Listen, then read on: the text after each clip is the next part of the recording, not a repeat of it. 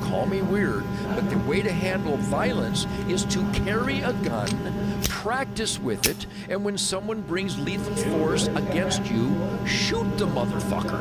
People are very uncomfortable. Oh, poor uncomfortable baby. Sorry you're uncomfortable. Go ahead and beg her and die. But you know, what the fuck? I know what you're saying, but wouldn't it be better if there weren't any concern? The idea is to somehow or another take away the concern of being shot by some psycho. That you've got to figure out if you get all the guns away. How do you get all the guns away? I don't know. This is what I'm saying. But you don't know, so let's just stop there and not try. If it's not that, then everybody's got guns. No, but everybody will not have guns. But some people will have guns. Some people. Here, I studied San Bernardino.